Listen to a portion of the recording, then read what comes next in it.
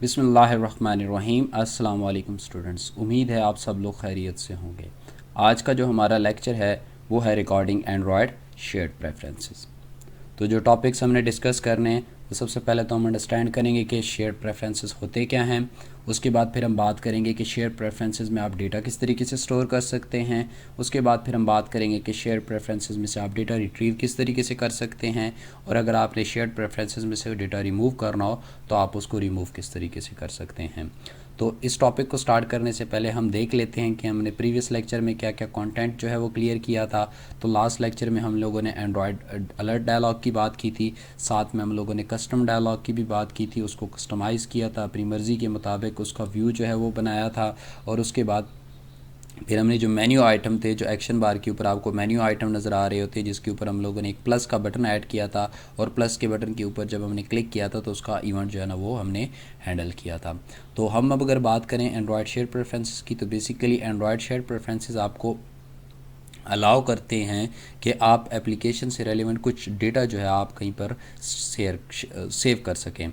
अब ये जो डेटा होता है ये नॉर्मली आपके पास की पेयर वैल्यू में होता है। आपके पास जो की है ये हमेशा स्ट्रिंग होती है, वैल्यू आपके पास किसी भी डेटा टाइप की हो सकती है। जिस तरीके से नॉर्मली अगर आप लोगों ने एक डेटा स्ट्रक्चर देखा हो डिक्शनरी का, कि डिक्शनरी में की पेयर वैल्यू के हिसाब से डेटा स्टोर होता है, तो यहाँ पर भी शेयर प्रेफरेंसेस में भी आपके पास जो डेटा है वो की पेयर वैल्यू के फॉर्म में जो है वो स्टोर हो सकता है। अब शेयर प्रेफरेंसेस को जो स्टोर किया जाता है वो एक तो एक्सएमएल फाइल के फॉर्मेट में स्टोर किया जाता है, यानी आपके पास एक एक्सएमएल फाइल बनती है जो कि आपके पास जो है वो डेटा के फोल्डर में आपके पास डेटा एप्लीकेशन के पैकेज डायरेक्टरी में आपके पास अवेलेबल है। अगर आप इसको एक्सप्लोर करें तो आप इसके अंदर एसक्यूएल लाइट डेटाबेस भी आपको मिलेगी, और शेयर्ड प्रेफरेंसेस वाली इन्फॉर्मेशन भी आपके पास यहाँ पर स्टोर होंगी। अब शेयर प्रेफरेंसेस आपके पास जो है ये एप्लीकेशन स्पेसिफिक होती है, यानी जिस एप्लीकेशन से रेलिवेंट हमने डेटा स्टोर करता है वो उसी में अवेलेबल होता है। और ये डेटा जो है वो आपके पास उस वक्त तक लॉस नहीं होगा जब तक ये दो ऑपरेशन आप परफॉर्म नहीं करते। यानी आपके पास जो शेयर प्रेफरेंसेस है आप इसको कह सकते हो it is like in embedded database. ठीक है, बात की ये एक लाइट वेट एम्बेडेड डेटाबेस होती है जो बिल्कुल रिलेशनल डेटाबेस की तरह तो काम नहीं करती, बट आपके पास कोई डेटा आप इसके अंदर जो है वो स्टोर कर सकते हो। जो भी डेटा स्टोर होगा वो हमने पहले बात की कि आपके पास की पेयर वैल्यू के फॉर्म में जो है वो स्टोर होगा। अब ये डेटा कब रिमूव होगा? जब आप अपनी एप्लीकेशन को अनइंस्टॉल करते हैं, या अगर आप सेटिंग में जाकर अपनी एप्लीकेशन को क्लियर करते हैं तो वहाँ पे जो आपके पास शेयर प्रेफरेंसेस में इंफॉर्मेशन होती है वो नॉर्मली आपकी क्या हो जाएगी, क्लियर हो जाएगी। बट अगर ये दो ऑपरेशन आप परफॉर्म नहीं करते तो आपका ये जो डेटा होगा ये आपकी एप्लीकेशन में मौजूद रहेगा, आप इसको किसी भी टाइम के ऊपर जो है वो यूटिलाइज़ कर सकते हैं। तो ये बड़ा इंपॉर्टेंट है। नॉर्मली हम गेम्स वगैरह बनाते हैं तो वहाँ पर आप कह सकते हैं कि आप लेवल वगैरह या कुछ स्टेज सेट करने के लिए जो है वो इसको यूज़ कर सकते हैं। ये बड़ा यूज़फुल है, तो नॉर्मली आपके एप्लीकेशन में इसको बहुत ज़्यादा जो है वो यूज़ किया जाता है। तो अगर हम शेयर प्रेफरेंसेस के हवाले से बात करें तो सबसे पहले हम बात करते हैं इनिशलाइजेशन। तो आपने शेयर प्रेफरेंसेस उसका एक रेफरेंस वेरिएबल बनाना है, आपने एप्लीकेशन का कॉन्टेक्स्ट गेट करना है, और गेट शेयर प्रेफरेंसेस आपके पास यहाँ पे आपकी शेयर प्रेफरेंसेस का आपने नेम लिखना है। ये कोई भी नाम हो सकता है, यहाँ पे मैंने माई प्रेफर लिखा है, आप कुछ भी लिख सकते हैं। और second one is the mode.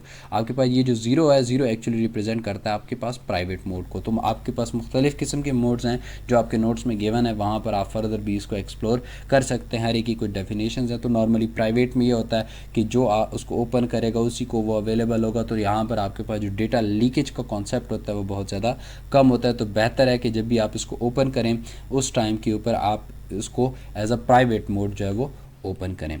दूसरी जो बड़ी इंपॉर्टेंट थिंग है वो आपके पास एडिटर एक इंटरफेस है। जब भी आपने शेयर्ड प्रेफरेंसेस में चेंज करना होगा तो फिर आप इस इंटरफेस को यूज़ करेंगे। तो जो हमारे पास यहाँ पे प्रेफरेंसेस का रेफरेंस वेरिएबल था उसके थ्रू हम लोग उनको क्या कर रहे हैं, एडिट कर रहे हैं। तो एडिट के थ्रू रेफरेंस आपके पास इस एडिटर के पास आएगा। अब इस एडिटर के थ्रू एक्चुअली हम क्या कर सकते हैं, इसमें चेंजेस कर सकते हैं। तो ये एडिटर इंटरफेस है, इसके बगैर आप शेयर प्रेफरेंसेस में चेंजेस जो है वो परफॉर्म नहीं कर सकते। तो जब भी आपने डेटा इसमें सेट करना होगा, स्टोर करना होगा, रिमूव करना होगा या फिर एक्सेस करना होगा तो फिर आप एडिटर की ज़रूरत पड़ेगी आपको। अब स्टोरिंग की अगर हम बात करें तो सिंपल आपने एडिटर के साथ डॉट पुट का मेथड कॉल करना है। पुट बूलियन की बात करेंगे तो इसका मतलब है बूलियन डेटा टाइप का डेटा स्टोर कर रहे हैं। पहली जो वैल्यू होगी वो की होगी, ठीक है, और दूसरी जो वैल्यू है आपके पास दैट इज़ द वैल्यू। यानी अगर फॉर एग्जांपल आप ट्रू स्टोर करना चाह रहे हैं तो यहाँ पे आप अपनी कोई की देंगे, तो की जो है वो केस सेंसिटिव होती है। इस तरीके से पुट स्ट्रिंग करेंगे तो आपके पास स्ट्रिंग टाइप का डेटा स्टोर होगा। इस तरीके से पुट इंट करेंगे तो आपके पास इंटीजर टाइप का डेटा स्टोर होगा। इस तरीके से पुट फ्लोट करेंगे तो आपके पास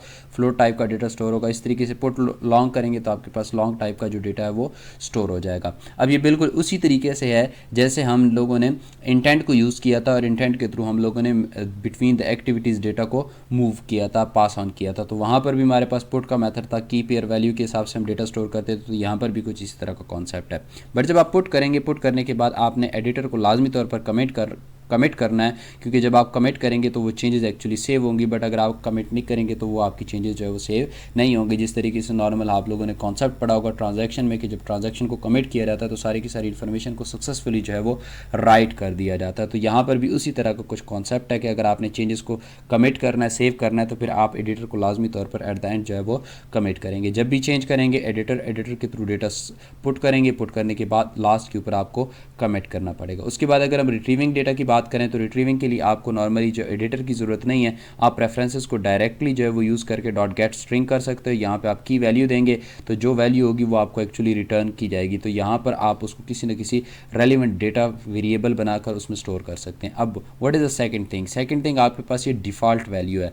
इट मीन्स अगर आपने यहाँ पे कोई की दी है, सपोज मैं कहता हूँ दैट इज़ K1 और K1 मैंने यहाँ पे गलत लिख दिया। गलत इस तरीके से लिखा कि K1 में मैंने K जो है वो लोअर केस में था, मैंने अपर केस में लिख दिया। तो अब आपके पास जो डेटा होगा वो नहीं मिलेगा, तो आपकी एप्लीकेशन जो है वो क्रैश होगी। क्रैश होने से बचाने के लिए हम यहाँ पे कोई डिफ़ॉल्ट वैल्यू रिटर्न करवाएंगे कि ये अगर वैल्यू नहीं मिलती तो फिर ये वाली वैल्यू रिटर्न करवाओ। और ये भी पॉसिबिलिटी है कि आप हो सकता है शेयर्ड प्रेफरेंसेस को डेटाबेस में से लेकर आ रहे हो तो डेटाबेस में आपका कनेक्शन नहीं ओपन होता, किसी वजह से एरर आता है, तो हो सकता है वो डेटा आपका शेयर्ड प्रेफरेंसेस में ना आए। तो ना आने के केस में आपके पास जो वैल्यू है वो अवेलेबल नहीं होगी। तो आपके एप्लीकेशन को क्रैश से बचाने के लिए या ये चीज़ आइडेंटिफाई करने के लिए कि इस पर्टिकुलर शेयर्ड प्रेफरेंसेस में जो की है उसके अगेंस्ट वैल्यू एग्जिस्ट भी करती है या नहीं करती, तो उसके लिए हम यहाँ पे डिफ़ॉल्ट वैल्यू जो है वो मेंशन कर सकते हैं। इस तरीके से अगर आप गेट इंट करेंगे तो इंट के केस में आपको डिफ़ॉल्ट वैल्यू जैसे -1 की बात की है, इस तरीके से फ्लोट के केस में आप यहाँ पे नल। अब यहाँ पे नल कैसे आ रहा है, आप कहेंगे फ्लोट में इस हवाले से नल आ रहा है क्योंकि यहाँ पे ये जो फ्लोट है, फ्लोट आपके पास ये रैपर क्लास की बात हो रही। तो जब क्लास होती है तो क्लास में एक्चुअली नल वैल्यू जो है वो स्टोर की जा सकती है।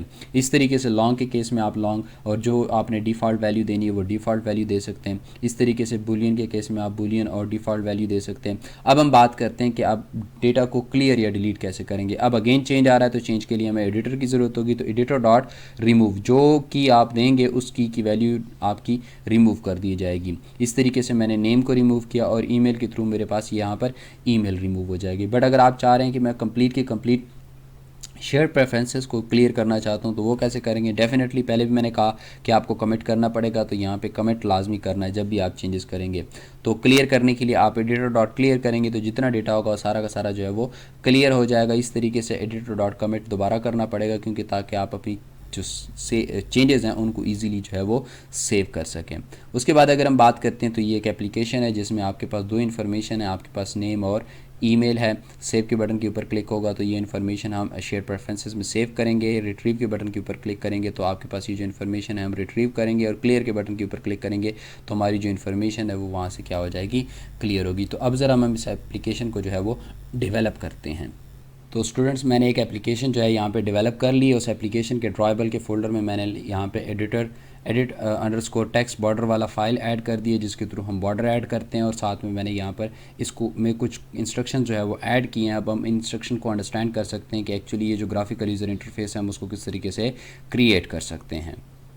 तो अगर आप हमारी एप्लीकेशन का जो स्केच है वो रिमाइंड करें तो स्टार्ट में टॉप के ऊपर लेबल था, लेबल के नीचे आपके पास यहाँ पे नेम की एडिट टेक्स्ट थी, नेम के अगेंस्ट आपके पास यहाँ पे ईमेल के अगेंस्ट आपके पास यहाँ पे एक बटन सेव का था, फिर आपके पास यहाँ पे एक बटन जो है वो रिट्रीव का था और यहाँ पर एक बटन जो है आपके पास फॉर क्लियर था। तो अगर हम देखें तो ये आपके पास जो कंपोनेंट्स हैं ये आपके पास वर्टिकली अरेंज हो रहे हैं। तो नॉर्मली हम इसके लिए जो है वो लीनियर लेआउट को यहाँ पर यूज़ कर सकते हैं। तो हम लोगों ने यहाँ पे लीनियर लेआउट की जो ओरिएंटेशन है वो वर्टिकल रखी है और इसमें कुछ पैडिंग ऐड की है। उसके बाद अगर आप बात करें तो ये फर्स्ट जिसके ऊपर आपके पास शेड प्रेफरेंसेस लिखा हुआ था तो that was a text view की अगर हम बात करें तो इसका विड्थ मैच पेरेंट है, हाइट उसकी रैप कंटेंट है, टेक्स्ट उसका शेड प्रेफरेंसेस है, टॉप से मार्जिन मैंने दिया है और साथ में मैंने यहाँ पे एक स्टाइल जो है वो ऐड किया है और साथ में यहाँ पर एक और जो चीज़ वो मैंने मेंशन किया है दैट इज़ ग्रेविटी कि ग्रेविटी आपके पास क्या होगी, ग्रेविटी आपके पास जो है वो सेंटर हॉरिजॉन्टल होगी ताकि आपका जो एडिट टेक्स्ट में इंफॉर्मेशन है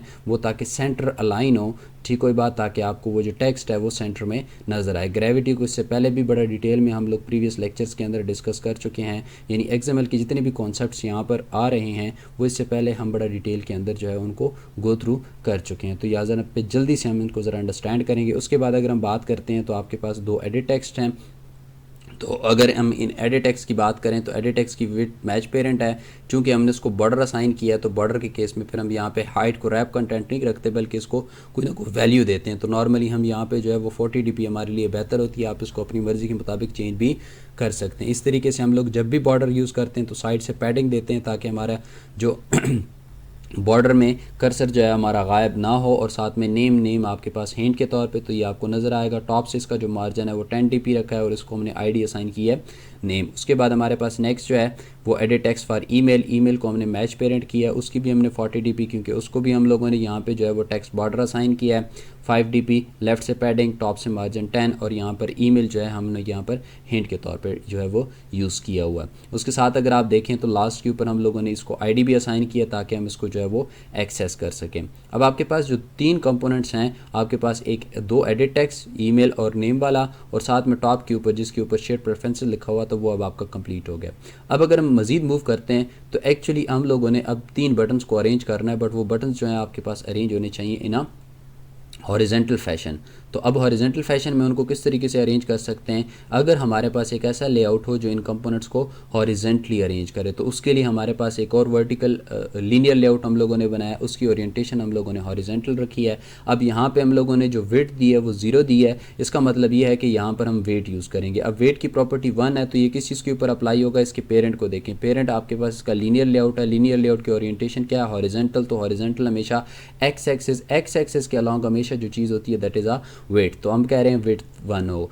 अब इस कंपोनेंट की विड्थ भी 1 है, नीचे वाले कंपोनेंट्स की आपके पास अगर आप देखें तो वहाँ पर भी आपको जो विड्थ है वो 1 ही नज़र आ रही है। जैसे यहाँ पर भी आपके पास 1 है, ये मैं हाईलाइट कर रहा हूँ, और यहाँ पर भी 1 है। तो इट मीन्स आपके पास तीनों बटन्स को जो विड्थ मिलेगी वो इक्वल मिलेगी। जब तीनों बटन्स को विड्थ इक्वल मिलेगी तो इक्वल मिलने का मतलब ये है कि यहाँ पर आपके जो बटन्स होंगे, बटन सारे के सारे क्या होंगे, इक्वल स्पेस के हिसाब से होंगे। तो अगर हम देखें तो यहाँ पर भी हमने पैडिंग दी है ताकि कंपोनेंट्स के बिटवीन पैडिंग आए। बटन सेव उसका जो है हमने आईडी असाइन किया। उसके बाद अगर हम मज़ीद इसके कोड को देखें तो नीचे वाले बटन्स को अगर हम एक्सप्लोर करें तो नीचे जो बटन्स हैं उन बटन्स में आपके पास एक रिट्रीव का बटन है और एक क्लियर का बटन है। तो अगर हम देखें तो यहाँ पर हमारे पास इसकी विड्थ भी हमने 0 dp रखी है, हाइट जो है वो रैप कंटेंट है, रिट्रीव इसका टेक्स्ट है और लेआउट वेट जो है वो हमने 1 रखा है और इसकी पैडिंग भी 10 और आपके पास इसका जो आईडी है दैट इज़ btn रिट्रीव। उसके बाद अगर हम बात करते हैं तो यहाँ पर नेक्स्ट जो बटन है उस केस में हमने वो इस तरीके से उसकी विड्थ जो है वो 0 dp रखी है, हाइट को रैप कंटेंट रखा है, टेक्स्ट उसका क्लियर